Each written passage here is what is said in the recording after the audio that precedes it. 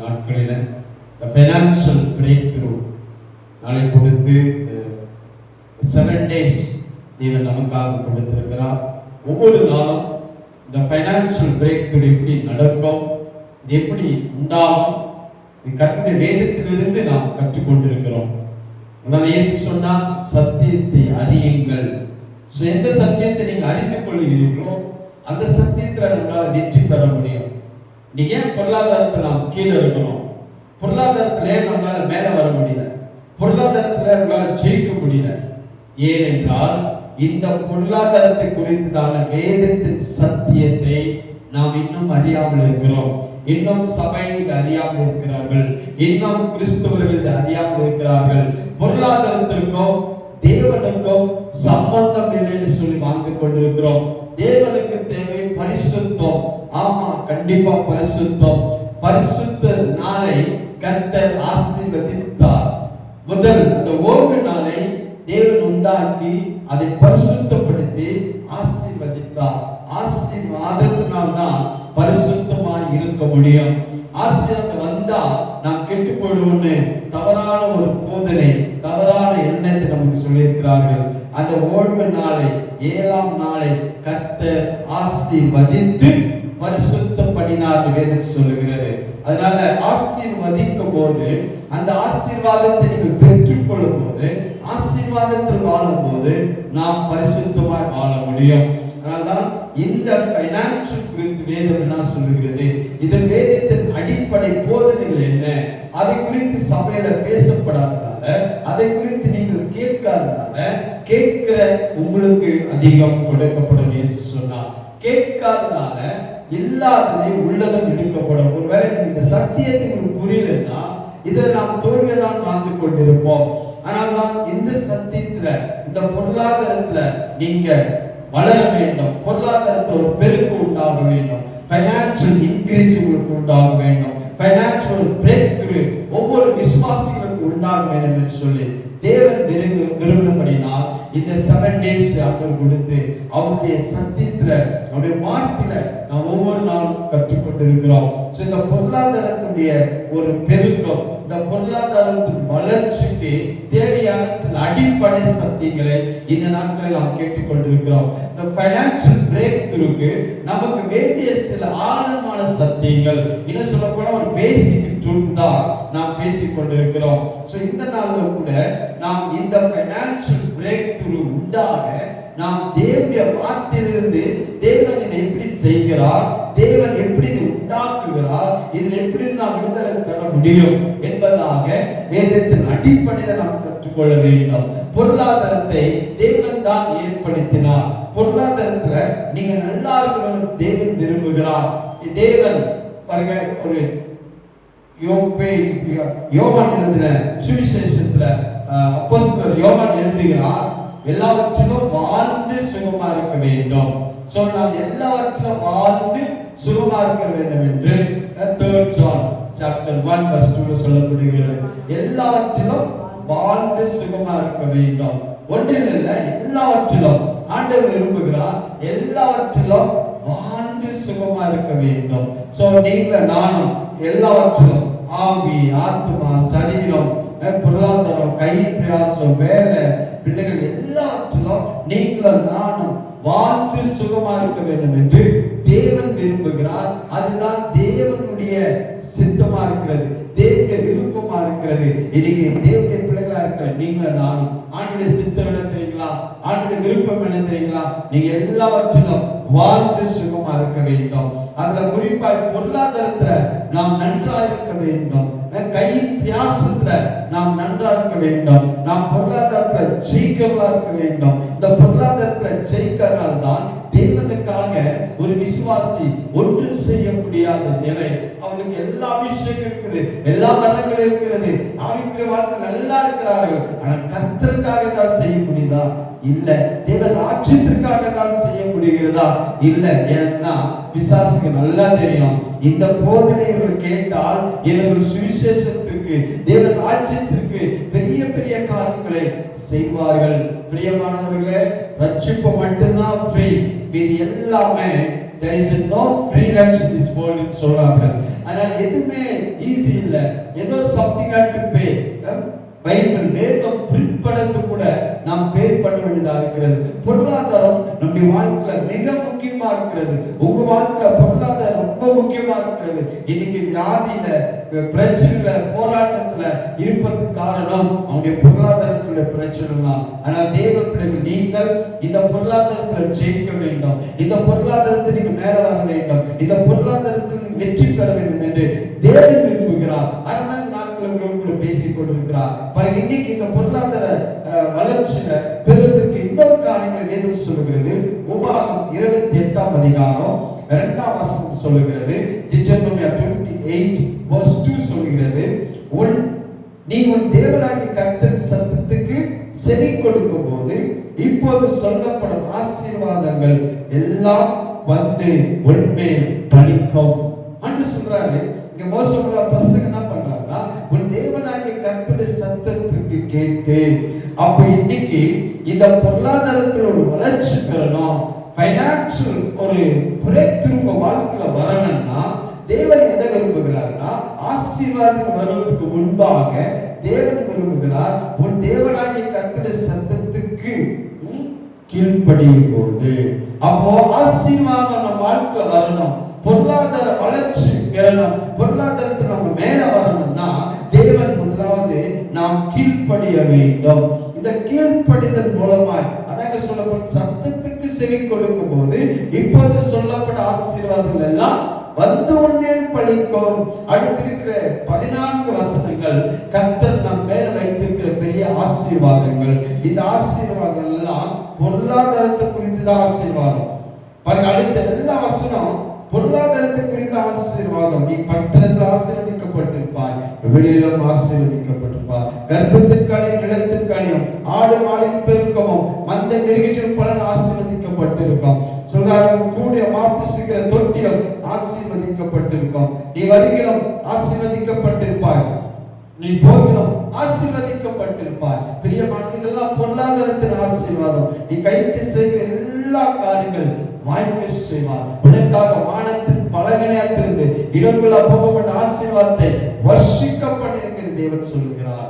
அப்ப இந்த பொருளாதார ஆசீர்வாதம் உங்களுக்கும் எனக்கு வர வேண்டும் சொன்னால் தேவன் விரும்புகிற முதல் கண்டிஷன், அதனுடைய முக்கியம் என்னன்னா, அவருடைய சத்தத்திற்கு கீழ்ப்படிய வேண்டும், அவருக்கு கீழ்ப்படிய வேண்டும். ஆதி மனிதன் அவனுக்கு ஏராளமான ஆசீர்வாதங்களை, ஒரு ஏதேன் தோட்டத்தை அருமையாய் நிறைவாய் படைத்து அதுல வைத்தார். அது வைத்து அந்த ஆசீர்வாதங்களை அனுபவத்திற்கு கர்த்தர் ஒரு கண்டிஷன் சொல்லியிருந்தார். என் ஆண்டவருடைய சத்தத்திற்கு, அவருடைய வார்த்தைக்கு கீழ்ப்படிய வேண்டும். இந்த தோட்டத்தில் எல்லா கனியை நீ புசிக்கலாம், ஆனால் இந்த நன்மைக்கு மதியத்தக்க கனியை புசிக்க கூடாது.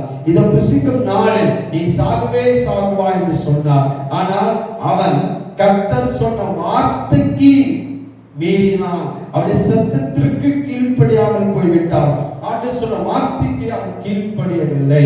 கீழ்ப்படியாமல் போனதால் அவன் ஒரு பெரிய ஆசீர்வாதத்தை இழந்து போனான். ஒரு பெரிய ஆசீர்வாதத்துடைய அந்த வாய்க்கால்களை அவன் இழந்து போனான். இன்னைக்கு நம்முடைய வாழ்க்கையில பொருளாதார ஆசீர்வாதம் வர வேண்டும் என்று சொன்னால் தேவன் உங்களிடத்தில் என்னிடத்திலிருந்து ஒரு கீழ்ப்படிதலை எதிர்பார்க்கிறார். நாம் கர்த்தருடைய சத்தத்திற்கு கீழ்ப்படிய வேண்டும். அவருடைய சத்தத்திற்கு சொன்னால் அவருடைய வார்த்தைக்கு கீழ்ப்படியணும்.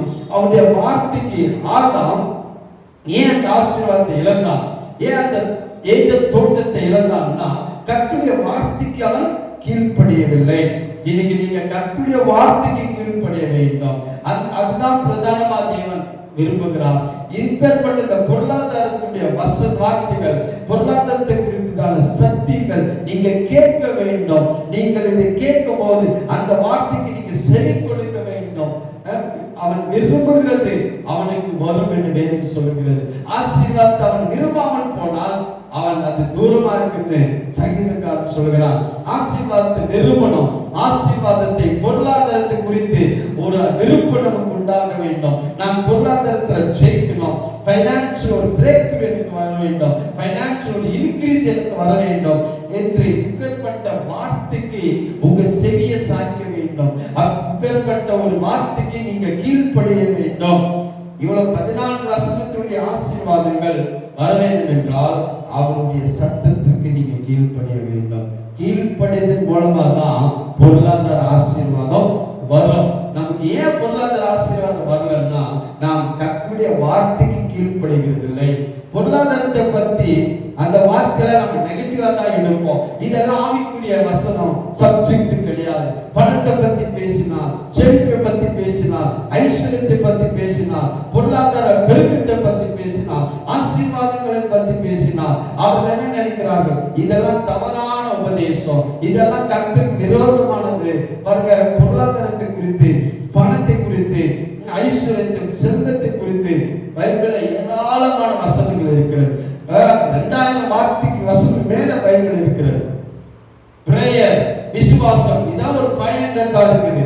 ஆனால் 2000 வசனத்துக்கு மேல இருக்கிற இந்த பொருளாதாரத்தை குறித்து நாம் பேசக்கூடாது, நீங்கள் சபையில பேசக்கூடாதுன்னு பிசாசு இந்த சத்தியத்துக்கு நீங்க கீழ்ப்படியக்கூடாது, இந்த வார்த்தைக்கு நீங்க கீழ்ப்படியக்கூடாது என்று அவன் விரும்பி, அதனால இந்த போதனிலே அவன் போதிஸ்தான். இதெல்லாம் கர்த்தருக்கு விரோதமான காரியங்கள். பொருளாதார ஆசீர்வாதம் குறித்து சபையில பேசப்படக்கூடாது, கிறிஸ்துவத்துல பேசப்படக்கூடாது. அதெல்லாம் முக்கியம் சொல்லிட்டாங்க.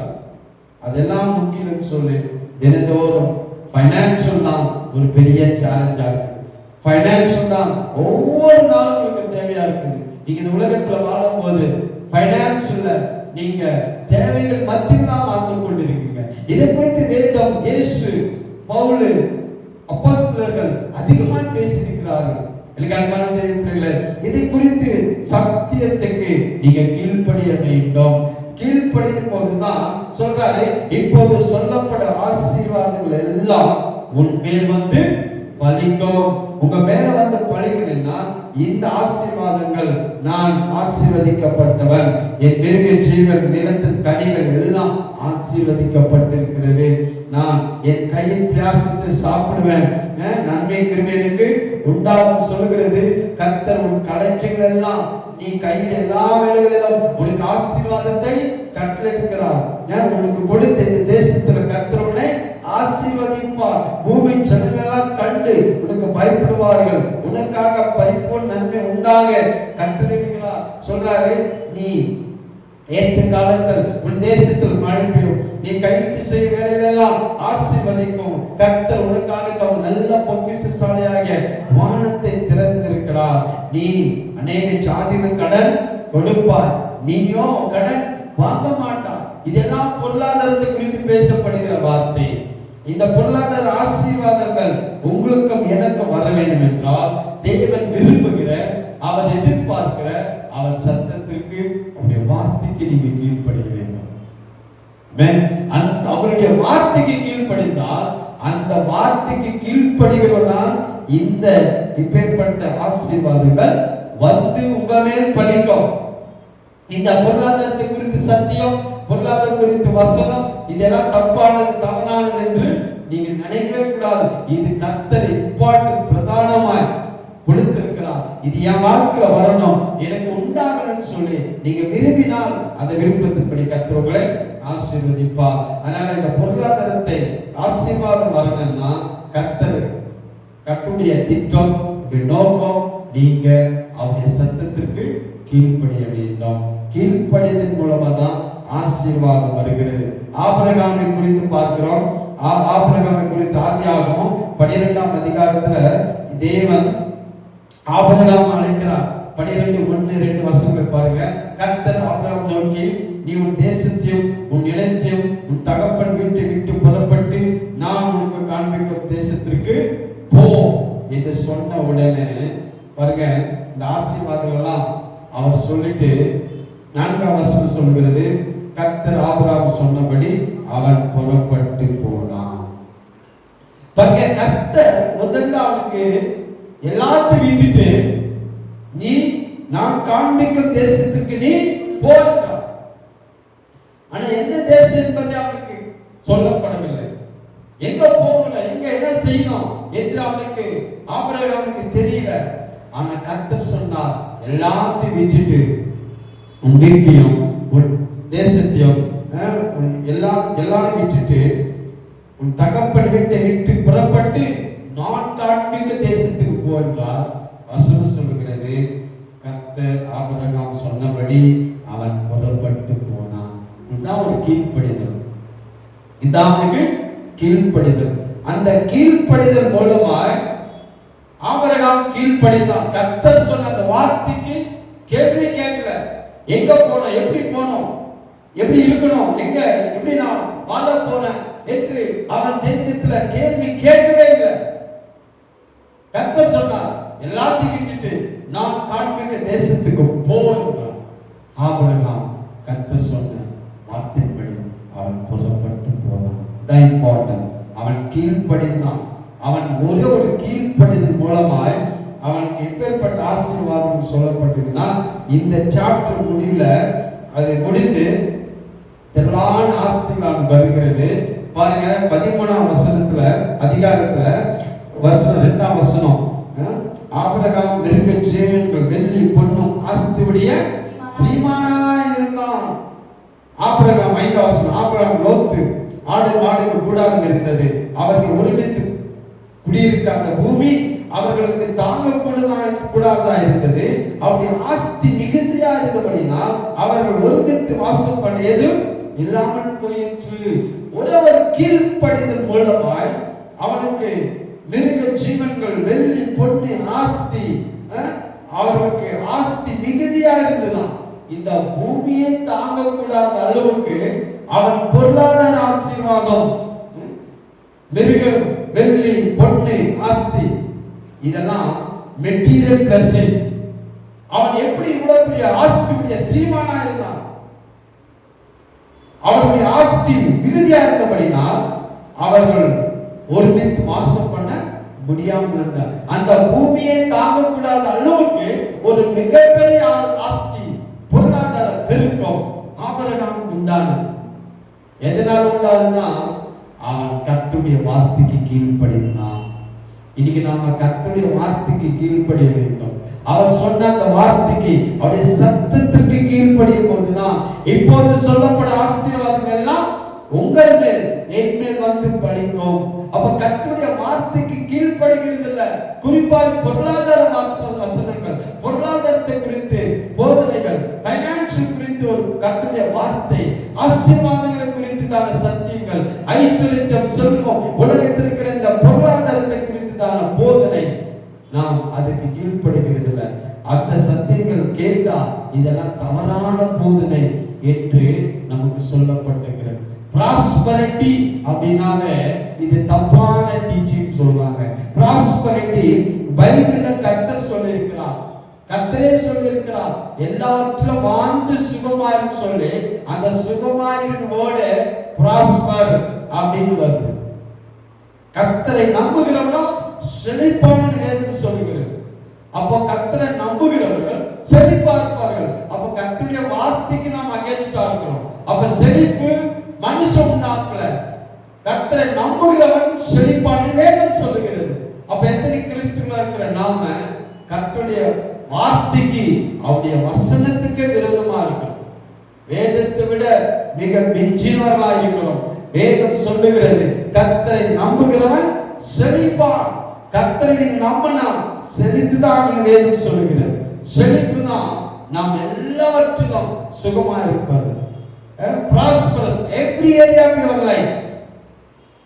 prosperity அப்படின்னு ஒரு வேர்டு கேட்டா நிறைய கிறிஸ்துவங்க, நிறைய போதகர்கள் என்ன சொல்றாங்க, இது ஒரு ராங் டீச்சிங். அப்ப வேதத்தில் இருக்கிறது தானே அது டீச் பண்றோம். வேதம் தான் சொல்லி இருக்கிறது, கர்த்தரை செழிப்பான இடத்துல கொண்டு வந்து விட்டான். பாருங்க, கர்த்தர் சொல்ற இடம் ஒரு செழிப்பான இடம். அப்ப இப்பேற்பட்ட வார்த்தைக்கு கீழ்ப்படியாதனால்தான் இந்த பொருளாதார பிரச்சனை வாழ்ந்து கொண்டிருக்கிறோம். அவருடைய சத்தத்துக்கு, அவருடைய வார்த்தைக்கு கீழ்ப்படியல. கீழ்ப்படிதல் மூலமா தான் ஆசீர்வாதங்கள் வரும். பொருளாதார ஆசீர்வாதம் எது மூலமா சொன்னா அவருக்கு கீழ்ப்படிய வேண்டும். பாருங்க, ஆசீர்வாதம் பெருகின பிறகு ஆபிரகாம் இன்னும் ஆசீர்வதித்து அவன் ஒரு சீமானா இருக்கிறான். சீமானா இருக்கும் போது பாருங்க, ஆபிரகாமுக்கு கடைசியா ஒரு பெரிய சோதனை கொடுக்கிறார். அவனுக்கு எல்லாம் கொடுத்து பிள்ளை இல்லை, ஆனா பிள்ளையும் கொடுத்து அந்த பிள்ளை மறுபடியும் கேட்கிறார். பாருங்க, இந்த மாதிரி 12ஆம் அதிகாரத்துல எல்லாத்தையும் விட்டுட்டு நான் காண்பிக்க தேசத்திற்கு போயின்னு சொன்ன உடனே அவன் கர்த்தர் சொன்னபடி அவன் புறப்பட்டான். அவர் அது ஆதியாகமம் 22ஆம் அதிகாரத்தில் பார்த்தீங்கன்னா 22:1 இந்த காரியம் நடந்த பின்பு தேவன் ஆபிரகாமை சோதித்தார். எப்படியெனில் அவர் அவனை நோக்கி ஆபிரகாம் என்றான். அவன் இதோ அடியேன் என்றான். அப்பொழுது அவர் உன் புத்திரனும் உன் ஏகசுதனும் உன் நேசகுமாரனான ஈசாக்கை நீ இப்போது அழைத்துக் கொண்டு மோரியா தேசத்துக்கு போய் அங்கே நான் உனக்கு குறிக்கும் மலைகள் ஒன்றின் மேல் அவனை தகன பலியாய் பலியிடு என்றார். பாருங்க, கர்த்தர் இப்போ எல்லாவற்றையும் ஆசீர்வதித்து பிள்ளைய கொடுத்து அந்த பிள்ளை இப்போ கர்த்தர் என்ன பண்றாரு கேட்கிறார். உன் ஏகசுதனும் உன்னுடைய நேசகுமாரனும் உன் புத்திரனும் ஈசாக்கை இப்பொழுது மோரியா மலை தேசத்தில் கொண்டு போய் அந்த மலையின் மேல் அவனை பலியிடுகிறார் என்றார். பாருங்க, கர்த்தர் சொன்னபடி அவன் கீழ்ப்படிந்தனால் பாருங்க 5ஆம் வசனம். அப்போது ஆபிரகாம் தன் வேலைக்காரன் நோக்கி, நீங்கள் கடித நிறுத்தி இங்கே காத்திருங்கள், நானும் பிள்ளையாண்டானும் அவளிடத்திற்கு போய் தொழுது கொண்டு விடுத்து திரும்ப வருவோம். பாருங்க, வாசிக்கும் போது அவன் குறித்த இடத்துல புறப்பட்டான். 3ஆம் வசனத்தில் சொல்லுகிறது, தேவன் தனக்கு குறித்த இடத்துல புறப்பட்டு போனான். பிள்ளையை வழியிடும்படி கர்த்தர் கேட்டார். அவன் எந்த கொஸ்டினும் கேட்கல. 100 வயசுல ஆபிரகாம் ஈசாக்கு கொடுத்தான். இப்போ கடவுள் கேட்கிறார், பலியிடுங்க. அந்த பலியிட இடத்திற்கு அவன் புறப்பட்டு போய் எந்த அளவுக்குன்னா அவனை கட்டி அந்த பலிபீடத்துல வச்சு கத்தி கையை ஓங்கி கத்திய ஓங்கி வெட்டுபடி ஓங்கி விட்டான். அந்த அளவுக்கு கர்த்தருடைய வார்த்தைக்கு ஆபிரகாம் கீழ்ப்படிந்தான். அந்த கீழ்ப்படிதல் ஒன்றுதான் ஆபிரகாமுக்கு கர்த்தர் சகல ஆசீர்வாதங்களை கொடுத்து விட்டார். எல்லா ஆசீர்வாதங்களும் யாருக்குள்ள? கர்த்தரின் ஆசீர்வாதம் வேதம் சொல்லுகிறது. அது ஆபிரகாமுடைய ஆசீர்வாதமாக மாற்றி விட்டார். அதான் பவுல் எழுதுகிறார் கலாத்தியர் 3ஆம் அதிகாரத்துல ஆபிரகாமுக்கு உண்டான ஆசீர்வாதங்கள். கர்த்தரின் ஆசீர்வாதம் யார் மேல கொண்டு வந்தார்? யார் பேர் இருக்கு? ஆபிரகாம் பேர்ல. ஏன் ஆபிரகாம் அவ்வளவு பெரிய ஆசீர்வாதம் பெற்றுக் கொள்வதற்கு அவன் கர்த்தர் சொன்ன வார்த்தைக்கு கீழ்ப்படிந்தான். அவன் கீழ்ப்படிதல் தான் உங்க பொருளாதார பெருக்கம் உண்டாகிறது. கீழ்ப்படிதனால் தான் உங்க பொருளாதார வளர்ச்சி உண்டாகிறது. கீழ்ப்படுவதனால் தான் பொருளாதார ஆசீர்வாதத்துல நாம் முன்னேறி நாம் விருத்தி அடைய முடியும், நாம் பெருக முடியும். என்னோட பொருளாதார வார்த்தைக்கு நீங்க அகேன்ஸ்டா இருந்தா, அதை விரும்பினா அது அவனுக்கு தூரமாயிடும். இந்த போதனை, இந்த சத்தியம், கர்த்தருடைய வார்த்தை, இந்த வார்த்தைக்கு நான் கீழ்ப்படிய போறேன் என்று விரும்பினால் பொருளாதாரத்தில் நீங்க ஜெயிப்பீர்கள், பொருளாதாரத்துல மேல வருவீர்கள். பொருளாதாரம் ஆபிரகாம் ஆசீர்வாதம் உங்கள் மேல் வந்து பலிக்கும். ஆபிரகாமின் ஆசீர்வாதம் உங்களுக்கு நமக்கும் வரும்படி இயேசு கிறிஸ்து கல்வாரி சிலுவையில ஒரு பணியை அவர் முடித்திருக்கிறார். அவர் தன் ஜீவனையே கொடுத்திருக்கிறார்.